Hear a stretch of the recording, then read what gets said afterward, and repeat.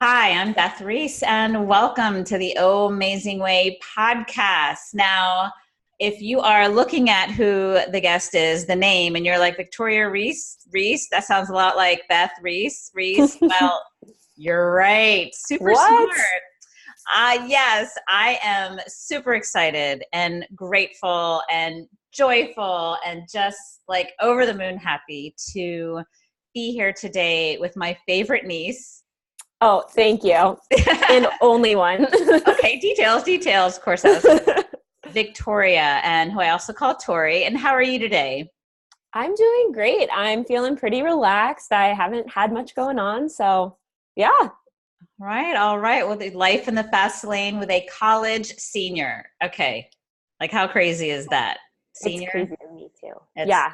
it's really crazy. So obviously I've known Victoria for a few moons, also known as her whole life.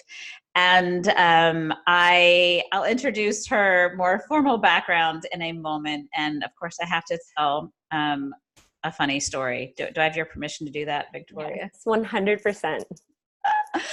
Okay, so about I want to say about 9 years ago, maybe 8 years ago, maybe 7 years ago. No, 8 years ago. I was 12 and I'm Yeah. 21. Yep. All right. There you Yeah. have it. So a few moons ago, my mom, Victoria and Jordan, Nana Julie, took all of us on a trip, a Viking River cruise from, was it like Prague to Berlin or something like that? Berlin to Prague. That's right, Berlin to Prague, because we saw the Berlin Wall at the outset. Great. You can see my 50-year-old memory is supercharged and working really well today. All right, so we went on this river cruise, and we were by far the youngest people on the river cruise because it does Can I cater. say something? Please. Actually, I still get advertisements from Viking Cruise. They like to 9 send years mailers. later. Yeah. Yes, Yeah. they're good at that. Yeah. In any case, so we were on this cruise together, so much fun. And part of what made it fun was that Victoria roomed with me and Jordan. So remember, it was like bed, mattress, bed. So we were in there super cozy, and it was totally awesome. And okay, so it's possible on this trip that Victoria's already laughing. Okay, could you all imagine me being your aunt? Poor Victoria. All right, so crazy and Beth. Okay, it's possible on this cruise that I met a boy. Okay, he wasn't a boy; he's like a man, and he actually worked on the ship as a program director. And I had huge crush on him. We did date later. Dating someone across the seas is a little challenging, and I have the most love and respect for him, of course. Okay, so but I thought I was being super sly and that nobody knew that like I was liking this guy. And one day I got out of the shower and Victoria and Jordan had put on my phone a picture of him and it was sitting on my bed. And I'm like, oh, my tween little daughter and niece like totally busted me. Busted. And then, you know what else, Victoria, I've noticed when I look at the pictures that you guys took, probably like throughout the rest of the trip, you know what I'm going to say? It always I don't know like what you're going to say. Somewhere in the background. Magically. Like, where's Waldo? Yeah, that's what I was just about to say. That's so funny.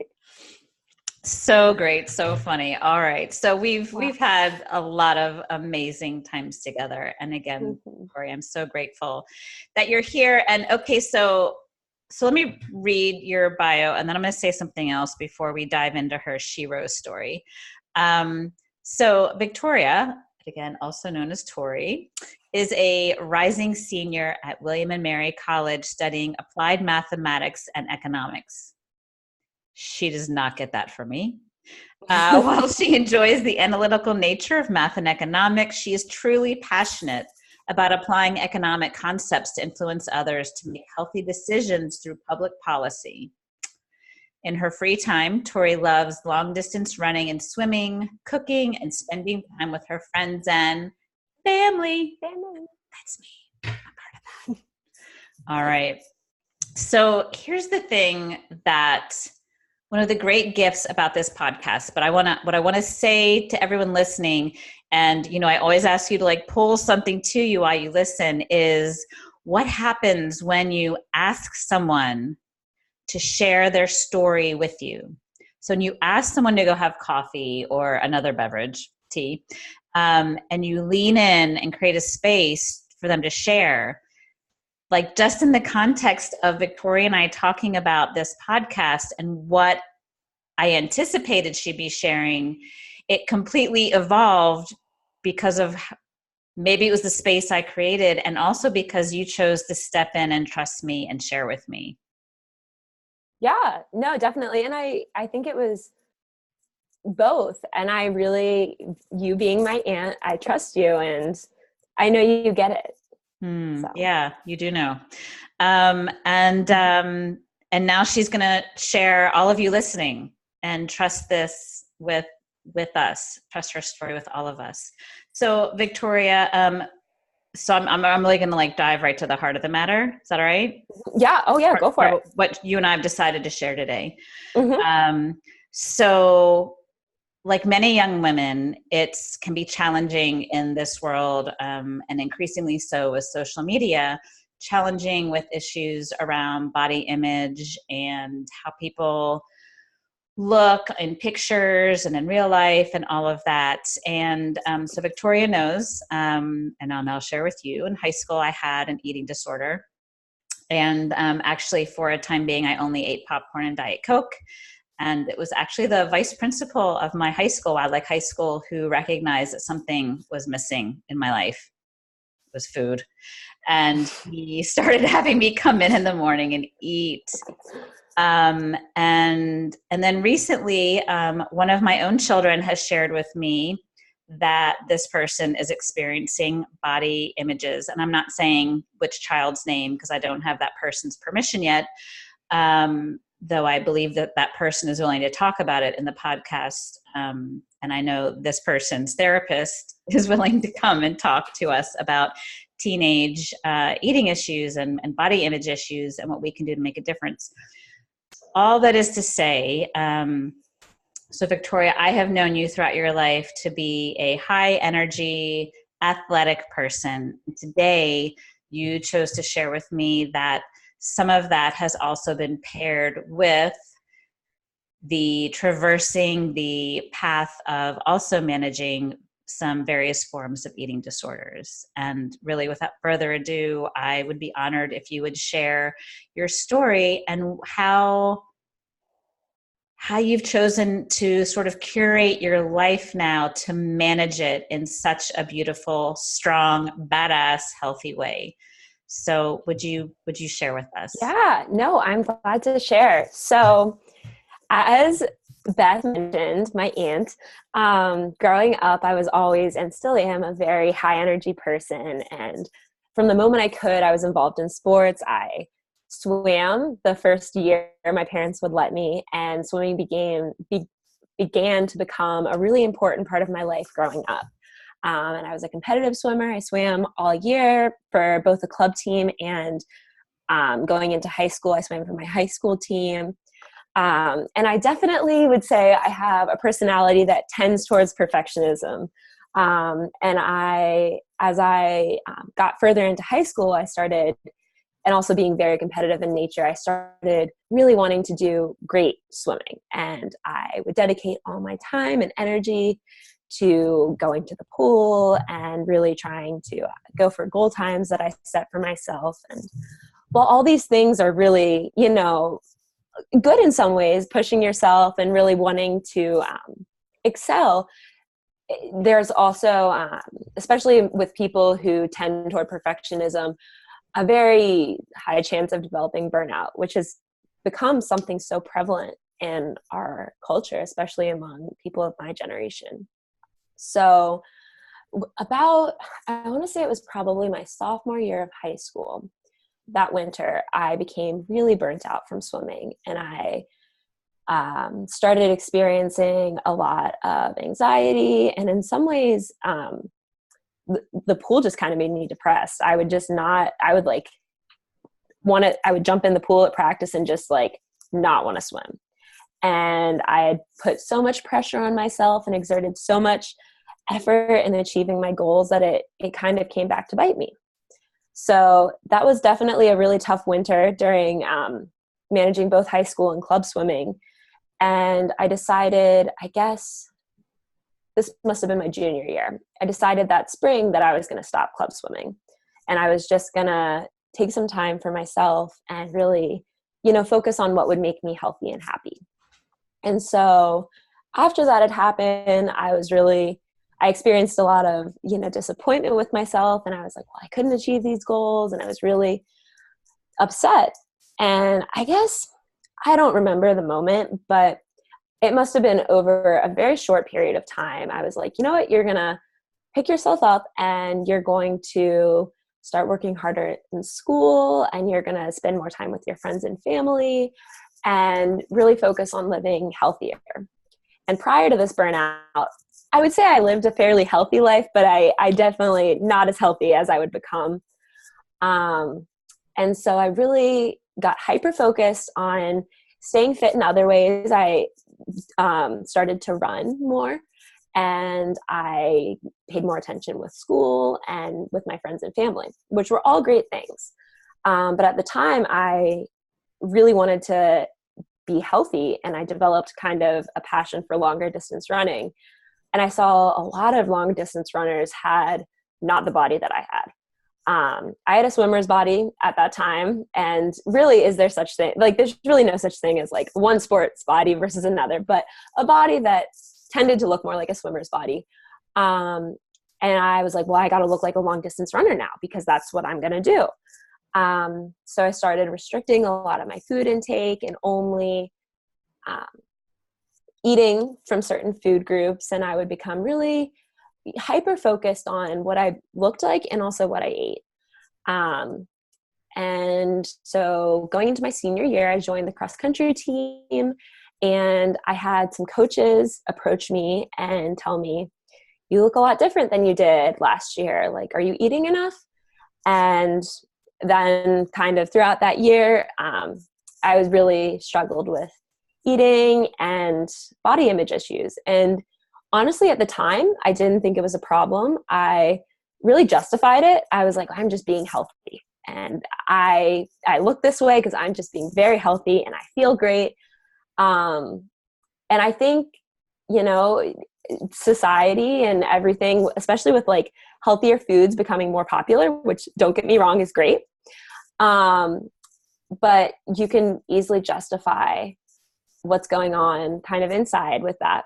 So needless to say, I still need to say it. I have a lot more balance with food now, and I'll definitely, treat myself, and I still eat really healthy, but I think I guess just kind of maturing, growing up and realizing that what I was doing kind of was a problem and really affecting my mental and physical health. I started eating more, and I felt like I've had so much more energy, and I wait. Let me get that right. Get this straight. You started eating more and you have more energy? Yeah. It's crazy. It's crazy. Who knew? Sorry. Go ahead. But so that process has evolved over time. And I've, through all of this, I've come to accept kind of who I am and what I look like, regardless of everything more, which is definitely a journey. And I'm by no means there really isn't ever an end to that. But it's definitely something I work towards every day. And I know a lot of other young girls experience this, and boys, plenty of boys. Absolutely. Plenty. Absolutely. And one of the things I just want to underscore real quick here, that a couple of things you said, super important, is so sometimes when and coming also from like the mindfulness and the OHMazing Way perspective, that when maybe we have something internal that we're maybe struggling with, we want to distract ourselves from it. And sometimes, and so like parents and teachers, again, be really like looking to see if this you see this happening in your life with young people around you. And sometimes we create those distractions with things that appear to be really healthy, like a ton of exercising. And that was one of the things that I did. I actually calculated how many calories of popcorn and Diet Coke that I ate. Sorry, I shouldn't laugh, but it seems funny now. But then even after I started eating more than just popcorn, I would calculate how many calories I consumed and then make sure I exercised that many calories. So that is not necessary. And so that didn't come from a healthy mind space. It came from a desire to control things in a way that wasn't necessarily healthy. So we can use so exercise is great, and we can use exercise as a distraction from managing what's going on that doesn't feel comfortable. Or sometimes we can focus on, hyper focus on the food we eat as a way to distract from what's actually going on. Now, when I say that, Victoria, does that resonate with you, or? Yeah, 100%. 100%. Now, I know you've mentioned to me, you've also experienced like some anxiety. Was that part of what you were trying to get away from, or can you share anything about that? Yeah. It's such a complicated eating disorders, and anxiety, depression, OCD are such complicated things. And honestly, looking back on it, I still don't know. I think at that time, it was really a desire to control. And I think, in my opinion, kind of as you've said, the eating disorders are never really about what's necessarily going on out, what it looks like. It's usually because of some rooted fear or obsession or feeling. So I think I can't remember a moment, but I definitely know it was probably related. Yeah. Yeah. And then, so you graduate from high school, and by the way, valedictorian, so no slacker in this family. And so you go to this beautiful college, William and Mary. So what was that transition like from being at home and then going to college, and now you're about to be a senior, you're about to be then on your own, even more so. So how have you really managed your life to get and be with that this is part of who you are, nothing's wrong. Yeah. I have these thoughts, and I now know how to see them and press pause and shift. And I know you're going to share with us in the second half some of the tools you use. But can you say anything about what life has been like in college and managing this path?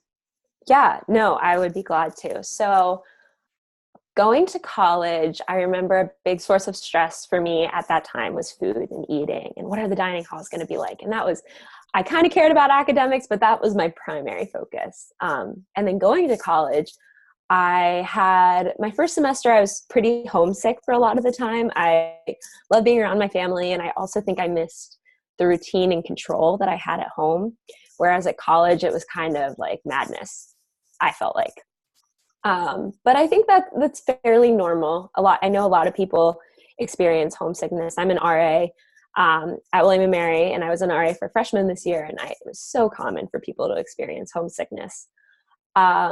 And then kind of as second semester, my freshman year happened, I started to make a lot of really close friends, and everything just went away, including really my anxiety. So I felt a lot less anxious, and I was so happy. And really my issues with eating had really subsided a lot, which was awesome. At this point, I was running and swimming, and I was part of a couple clubs, and I was really enjoying my time. And then sophomore year came along, and managing school, I guess I can just pause and say managing school is something I've always enjoyed. And I know that's not same for everyone, but throughout college, I have really, what I prioritize, my top 3 priorities are: number 1, sleep. I really try to get 8 hours every night. And if I don't, I try to make up for it the next night and really focus on that. And then number 2 is just staying well and fit with running and swimming, and also making sure I'm eating plenty to go with that. And number 3 is friends. So school doesn't really fall, like I definitely care about school, but it doesn't fall in my priorities, which I guess I kind of let it happen and like let it be. And so that's been my attitude all throughout college. But going into sophomore year, I was having fun, having a ball. And towards the end of sophomore year, I started to experience a lot more anxiety. And I remember there was a time during the second semester where I called my mom and I was like crying. I was like, Mom, I'm not good enough. I'm never going to be good enough. And I don't even know where that came from. But what I do know is that is not uncommon, especially amongst at William & Mary. And I also, especially among people who kind of borderline perfectionism and kind of just tend to wanting to be very, X, Y, and Z. I have to be this way. And if I'm not, then it's the end of the world. So I remember that happening. And that was really the beginning of kind of, definitely this past year has been really challenging, but also really rewarding. So sophomore year ended, I went into the summer, did some research, and then junior year, I began experiencing a lot of pressure for internal pressure, for finding like a good job, getting a good internship. And that kind of seems to be the fad at many college campuses, is who's going to have the most like elite, prestigious internship. And it doesn't even matter if you're like necessarily like really interested in doing that. It's like, you got to just like have the elite prestige. And I was feeling a lot of internal pressure from that. And that was causing a lot of anxiety with me.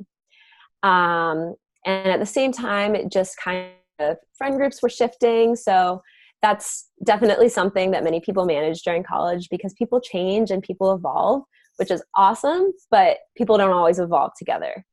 And then so this past year experienced more anxiety, and I began experiencing panic attacks as well, which was really...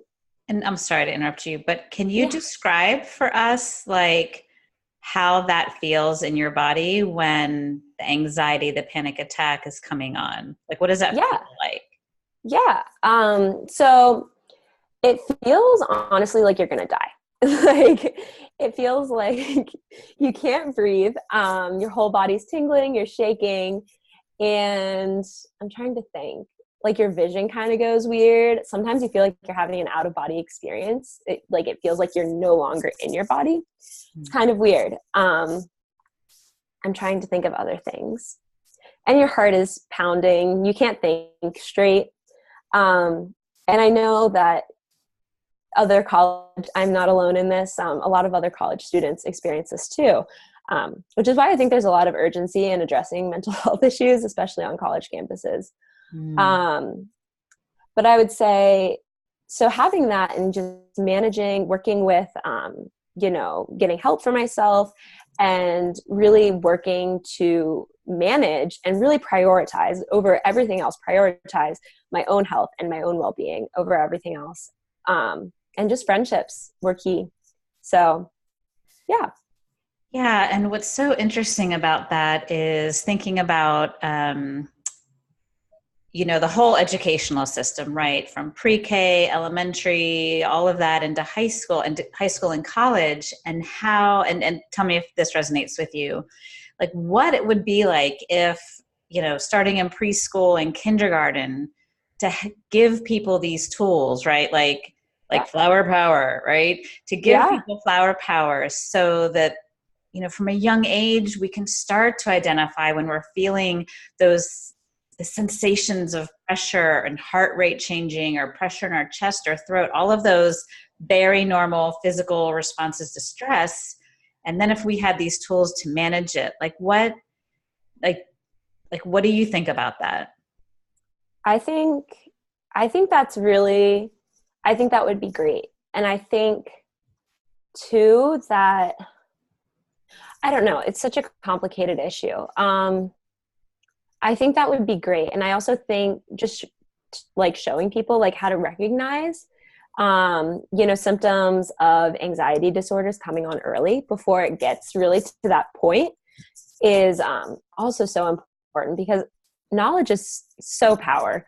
And just knowing what's going on, I think, would be great. So if that could be integrated in like the PE system. Yeah. And knowing, and I think too, like knowing that it's like there's nothing like wrong or bad, like the person isn't wrong or bad for having these feelings, right? The feelings just are. Right. And we can gain insight and tools for managing them, right? Right. Yeah. And it's so okay. And I think something at a lot of college campuses and in general, people need to know is not only is it okay to have these, but it's okay to spend time on these. Like spend your own time instead of working, because I think work is very common, and it's okay. And in fact, it's actually going to benefit you in the long run to channel some of your time away from work and like spending time working on emotional well-being. Absolutely. And I love your tips. And I think if I can remember them, it was like tips for success in college, like sleep. Yeah. We need to tell Jordan that one. Sleep. What? To eat in a balanced way, right? And then really, building the connections, the relationships, the friendships. Yeah. And I mean, that is so important, and to not feel alone and isolated in some of those things. And then to also recognize when the body, the mind are having moments of heightened stress or experiencing anxiety disorder, that, when you need toothpaste, you go get toothpaste. If you need a hairbrush, you go get one. If you need support or help, right, with managing what's so for you, that's what we do. And creating a world where there's nothing wrong with that. Like, could you imagine? Yeah, that'd be great. It would be great. And I know someone named Victoria Reese who is up to doing that. Yeah. So Victoria, let's take a break. And then we come back in the second half. I would love for you to share a way that you use breath to be with what's so and support yourself, that self-regulation. And then we're going to hear a little bit about what already Victoria has been up to with her own research, presenting to Congress or to the government there in DC, and just really get to know more about Victoria and how she is being a stand to transform the world. All right, we'll be right back.